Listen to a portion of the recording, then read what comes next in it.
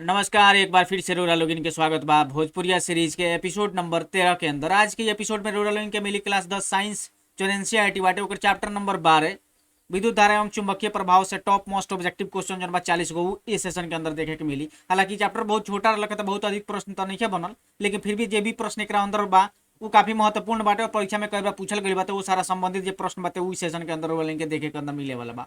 तो चलिए देखल जाए पहले का सवाल रोलिंग के सामने कौन आ रहा बाटे। और हाँ, एगो चीज और बताओ कि चाहता नहीं कि बहुत जल्दी रोलिंग के साइंस खत्म होके अलावा ऑब्जेक्टिव वाला जो सीरीज चलता हमने के भोजपुरिया सीरीज, तो साइंस वाला खत्म होके अलावा साइंस वाला खत्म हो ओकरा बाद हमने के सोशल साइंस के अंदर प्रवेश कर जाई और ओकरा अलावा जो साइंस बाटे ओकर मिसलेनियस सवाल हुई। और बताइए कौन सब्जेक्ट के और ऑब्जेक्टिव वगैरह स्टार्ट करे के रोलिंग चाहते हैं तो वो भी ओकर बारे में भी, ताकि कोनो विचार होकर और ओकरो को भी स्टार्ट कर जाए। फिलहाल ये देख लो जाए कि पहले का सवाल रोलिंग के सामने इस सेशन के कौन आ रहा बाटे। तो देखिए पहले का सवाल रोलिंग के सामने आविल बा, पश्चिम की ओर प्रक्षेपित कोई धनावेशित कण, अल्फा कण ही धनावेशित होकेला, किसी चुंबकीय क्षेत्र द्वारा उत्तर की ओर विक्षेपित हो जाता है।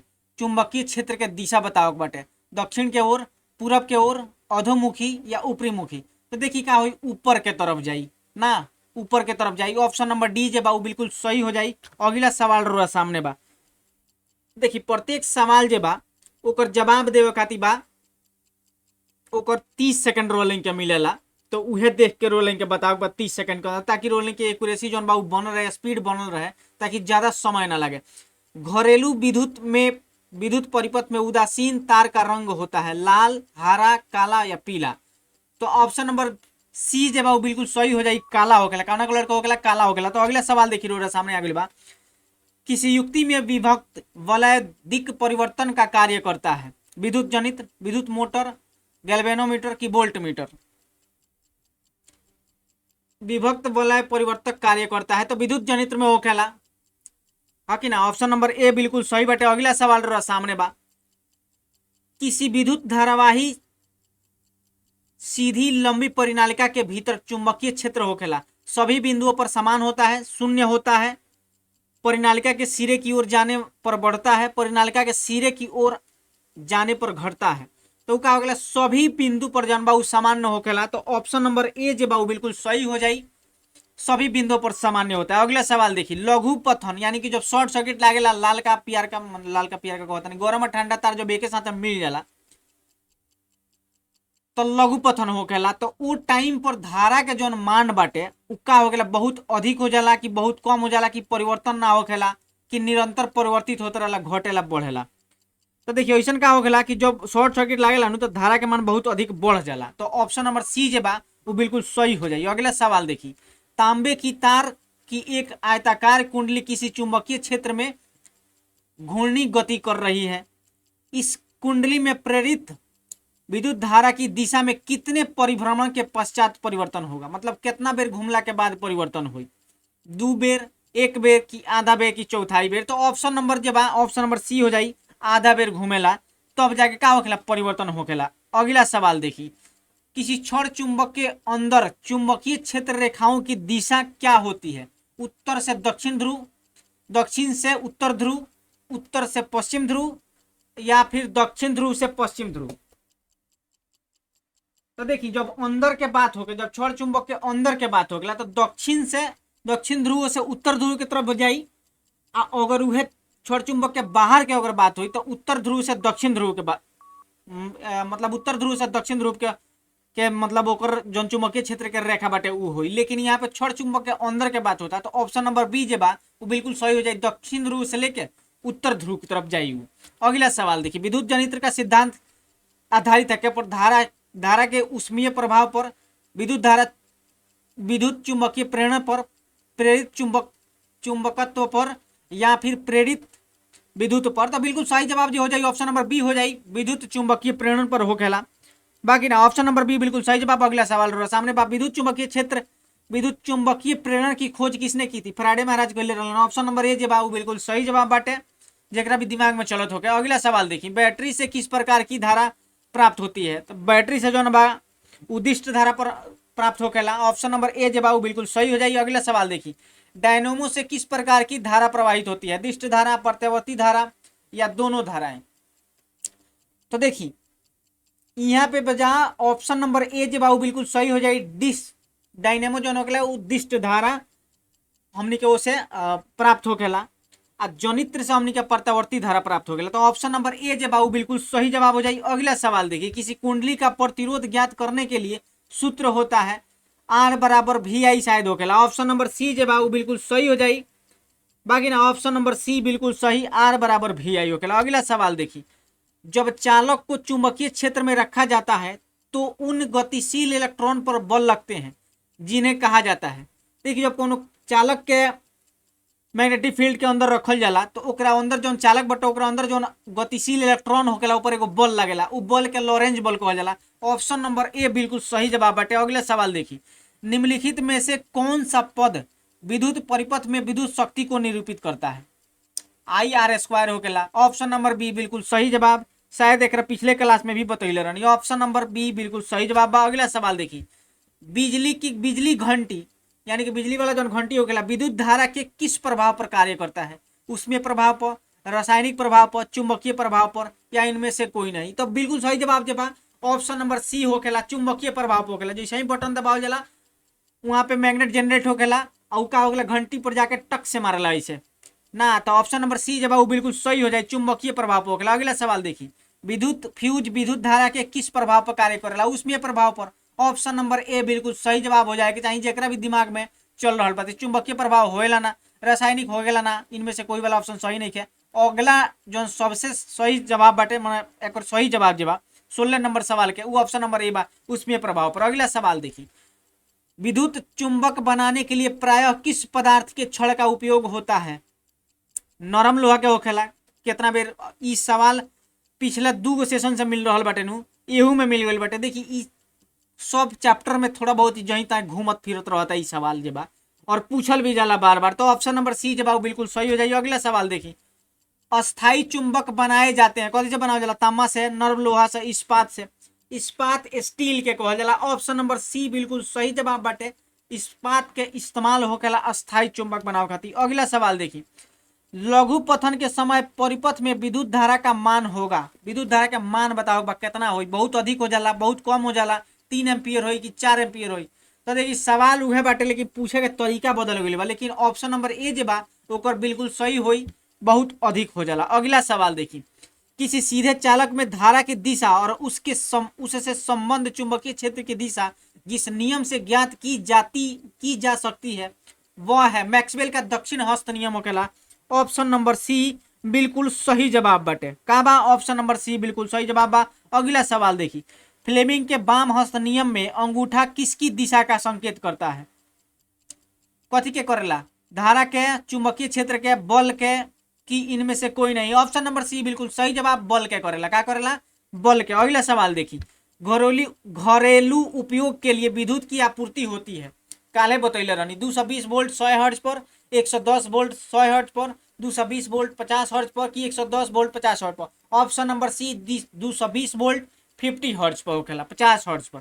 ठीक बा, ऑप्शन नंबर सी बिल्कुल सही जवाब। अगला सवाल देखिए, निम्नलिखित में से कौन किसी लंबे विद्युत धारावाही तार के निकट चुंबकीय क्षेत्र का सही वर्णन करता है? निम्नलिखित में से कौन किसी लंबे विद्युत धारावाही तार के निकट चुंबकीय क्षेत्र का सही वर्णन करता है? चुंबकीय क्षेत्र की क्षेत्र रेखाएं तार के लंबवत होती है, चुंबकीय क्षेत्र की क्षेत्र रेखाएं तार के समानांतर होती है, चुंबकीय क्षेत्र की क्षेत्र रेखाएं और ये होती है जिनका उद्भव तार से होता है, चुंबकीय क्षेत्र की संकेंद्री क्षेत्र रेखाओं का केंद्र तार होता है। तो ऑप्शन नंबर डी बिल्कुल सही जवाब, चुंबकीय क्षेत्र की संकेंद्री क्षेत्र रेखाओं का केंद्र तार होता है। अगला सवाल, विद्युत चुंबकीय प्रेरणा की परिघटना है किसी विद्युत को आवेशित करने की, किसी कुंडली में विद्युत धारा प्रवाहित होने के कारण चुंबकीय क्षेत्र उत्पन्न करने की प्रक्रिया है। कुंडली तथा चुंबक के बीच अपेक्षित गति के कारण कुंडली में प्रेरित विद्युत धारा उत्पन्न करना, किसी विद्युत मोटर की कुंडली को घूर्णन कराने की प्रक्रिया है। तो ऑप्शन नंबर सी बिल्कुल सही जवाब है। कुंडली तथा चुंबक के बीच अपेक्षित गति के कारण कुंडली में प्रेरित विद्युत धारा का उत्पन्न करना है। अगला सवाल देखिए, किसी एसी जनित्र तथा डीसी जनित्र में एक मूलभूत अंतर यह है कि ऑप्शन नंबर डी बिल्कुल सही जवाब हो जाए। क्या हो जाए? AC जनित्र में C वलय होते हैं, जबकि DC जनित्र में दिक् परिवर्तक होता है। तो क्या हो जाए ऑप्शन नंबर डी बिल्कुल सही जवाब। अगला सवाल रहा सामने, घरेलू वायरिंग में 3 तार होते हैं, गर्म मतलब जीवित, ठंडा उदासीन और अर्ध भूयोजित, जना के धरती में हलावल जाला। इन तारों के रंग होते हैं क्रमशः, तो देखी गरम खाती होखेला लाल, ठंडा खाती होखेला काला, अर्थ खाती होखेला हरा। तो देखी ऑप्शन नंबर सी बा लाल काला हरा, ऑप्शन नंबर सी बिल्कुल सही हो जाए। अगला सवाल देखिए, चुंबकीय क्षेत्र की तीव्रता का मात्रक है, चुंबकीय क्षेत्र के तीव्रता के मात्रक बताओ बा। तो देखिए यहाँ पे क्या हो जाए 27 नंबर बताई, 27 नंबर सवाल के आंसर दे बाटे। तो 27 नंबर सवाल के ऑप्शन हो जाए न्यूटन पर मीटर, न्यूटन पर एम्पियर मीटर। का है कि देखी बी जोन मान ली अगर बी बराबर एफ बटा क्यू इंटू वी अगर होता, जहाँ क्यू जोन बाटे काथी होखेला चुंबकीय क्षेत्र में जोन इलेक्ट्रॉन मूव करता ओकरा ऊपर आवेश बाटे, और बी हो जाता रूरल लाइन के चुंबकीय क्षेत्र। अब भी जोन बाटे भी कथी हो जाता ओकर एरिया ना, तो न्यूटन होखेला एफ के, आ क्यू चार्ज हो गई ओकर ऐसा ही मानता एम्पियर होखेला, और भी जोन क्षेत्र हुए एरिया ओकर मीटर होखेला। तो यही से न्यूटन पर मीटर एक आंसर जो बा बिल्कुल सही हो जाए, ऑप्शन नंबर बी। अगला सवाल देखी, अस्थायी चुंबक बनाने के लिए प्राय किस पदार्थ के छड़ का व्यवहार किया जाता है? नरम लोहा के। अस्थायी चुंबक वही से बनेला, जले लाइन रही तले ले रही, लाइन खत्म होते मतलब ओकरा अंदर विद्युत के धारा प्रवाह जब कम हो जाए तो चुंबक खत्म हो जाए, तो अस्थायी खातिर ओकरा इस्तेमाल कर जाला। ऑप्शन नंबर बी बिल्कुल सही जवाब। अगला सवाल देखी, विद्युत चुंबकीय प्रेरण की खोज किसने की थी? फैराडे ने की थी, ऑप्शन नंबर सी। अगला सवाल, विद्युत चुंबकीय प्रेरण की घटना, विद्युत चुंबकीय प्रेरण की घटना कुंडली तथा चुंबक के बीच। अच्छा ये सवाल अभी आई लो का हो रिपीट हो गई बाटे, कौन बात ना। अगला सवाल देखी, वास्तव में विद्युत जतित्र हो गई, जनित्र होखेला। वास्तव में विद्युत जनित विद्युत आवेश के किसी स्रोत का कार्य करता है, उसमें ऊर्जा के स्रोत का कार्य करता है, विद्युत चुंबकीय की तरह कार्य करता है, ऊर्जा के परिवर्तक की तरह कार्य करता है, ऊर्जा के परिवर्तक की तरह कार्य करता है। ऑप्शन नंबर डी बिल्कुल सही जवाब बाटे। अगला सवाल देखिए, हमारे मकान में जो विद्युत आपूर्ति की जाती है वह होती है, देखिए सवाल हो जनवे बा लेकिन थोड़ा सा बदल दिले बा, 212 वोल्ट की दिष्ट धारा, 12 वोल्ट की प्रत्यावर्ती धारा, या 220 वोल्ट पर दिष्ट धारा, या फिर 220 वोल्ट पर प्रत्यावर्ती धारा। तो देखिए 220 वोल्ट पर प्रत्यावर्ती धारा, ऑप्शन नंबर डी बिल्कुल सही जवाब बाटे। एसी नु आवेला 220 वोल्ट हमनी के alternating current, option number D बिल्कुल सही जवाब बाटे। हमनी क्या करता है बिहार बोर्ड मैट्रिक परीक्षा 2024 का थी, क्लास 10 के साइंस चैप्टर नंबर 12 के ऑब्जेक्टिव, जौना के विद्युत धारा एवं चुंबकीय प्रभाव के ऑब्जेक्टिव कहल जा सकता। तो 32 नंबर सवाल के ऑप्शन नंबर डी बिल्कुल सही जवाब। अगला सवाल रो सामने बा, इहो बता दिल रही है, इहो क्वेश्चन शायद रिपीट हो गई बाटे, ऑप्शन नंबर सी एक और बिल्कुल सही हुई। अगला सवाल देखिए, हम कहनी छोटा चैप्टर बा, बहुत अधिक सवाल नहीं है बन पाई। स्विच लगाए जाते हैं, स्विच कथी में लगा, ठंडा तार में, गर्म तार में, अर्थ तार में, कभी ठंडा तार में कभी अर्थ तार में। तो देखी जे पढ़ल लिखल बाटे, जे इलेक्ट्रिशियन जो होखेला, जे समझदार इलेक्ट्रिशियन होखेला, कबो अगर स्विच लगाई तो गर्म तार में लगाई, हमनी के लगा तो कबो गर्म तार में लगा देवनी सन, कबो ठंडा में लगा देवनी सन, लेकिन जौन ओकर आइडियल बाटे जौन आदर्श तरीका बा लगावे के स्विच के, उ कबो गर्म तार में लागेला। तो ऑप्शन नंबर बी जे बा बिल्कुल सही हो जाए। अगला देखी, विद्युत फ्यूज दुर्घटना से रक्षा कर सकता है, अति भारण के कारण किंतु लघु पतन के कारण नहीं, लघु पतन के कारण किंतु अति भारण के कारण नहीं, लघु पतन अति भारण दोनों। देखिए ऑप्शन नंबर सी बिल्कुल सही, फ्यूज के जौन होखेला उ दुर्घटना से, लघु पतन शॉर्ट सर्किट से भी रक्षा कर लेवला, अति भारण मतलब बहुत ओवरलोड जौन होखेला ओकरो से भी रक्षा कर लेवला। तो ऑप्शन नंबर सी बिल्कुल सही जवाब हो जाए। अगला देखी, विद्युत फ्यूज आधारित है कथी पर? धारा के उसमें प्रभाव पर, बिल्कुल सही, ऑप्शन नंबर ए बिल्कुल सही जवाब बाटे, बिल्कुल सही जवाब ऑप्शन नंबर ए, धारा के उसमें प्रभाव पर। अगला सवाल देखी, एक वृत्ताकार कुंडली में धारा प्रवाहित की जा रही है, कुंडली के कारण चुंबकीय क्षेत्र की तीव्रता अधिकतम होगी, कहाँ? केंद्र पर होगी, ऑप्शन नंबर ए बिल्कुल सही जवाब, केंद्र पर होगी। अगला सवाल देखी, एक गतिमान आवेशित कण उत्पन्न करता है केवल चुंबकीय क्षेत्र, केवल विद्युत क्षेत्र, चुंबकीय व विद्युत क्षेत्र दोनों क्षेत्र करेला, दोनों क्षेत्र करेगा, ऑप्शन नंबर सी बिल्कुल सही जवाब, अगला सवाल रहा सामने चुंबकीय फ्लक्स का मात्रक है, बता दी कथी वेबर होखेला नु। ऑप्शन नंबर बी बिल्कुल सही जवाब बाटे, वेबर होखेला। और इस सेशन के जौन बा आखिरी सवाल रहा सामने आ गइल बा, कौन सा चुंबकीय क्षेत्र का मात्रक नहीं है। अच्छा मात्रक जौन नहीं है ओकरा के बताओ बा। देखी वेबर पर मीटर ये होखेला, टेस्ला होकबे करला, गॉस भी कहीं कहीं रो देखे के मिली, लेकिन ऑप्शन नंबर डी जब न्यूटन पर एम्पियर ई ना होखेला। ऑप्शन नंबर डी बिल्कुल सही जवाब हो जाई। और इस सेशन के जौन बा उस समाप्ति होता है यही आखिरी प्रश्न के साथ है। उम्मीद करता नहीं सेशन काफी अच्छा लागल होई, अच्छा लागल होई तो चैनल के सब्सक्राइब कर ली, बेल आइकन दबाई, ऑल नोटिफिकेशन पर क्लिक करिए, वीडियो के लाइक भी करिए, अपना दोस्त यार लोग के साथ शेयर भी करी। फिर मिले अगले एपिसोड के अंदर और बहुत जल्दी जौन बा रोलिंग के सोशल साइंस के बारे में भी विचार चल रहा बा और बहुत जल्दी रोलिंग के सोशल साइंस के ऑब्जेक्टिव भी देखे के मिली। और साइंस के फिर से पुनः जौन रिवीजन शुरू हुई तो में एक एपिसोड में 150 क्वेश्चन के करे के प्रयास हमनी के कल जाई। तो चली ई एपिसोड के जन में समाप्त करता नहीं, फिर मिलता नहीं रोलिंग से अगले एपिसोड में। तब तक खातिर बहुत बहुत धन्यवाद, शुभ रात्रि।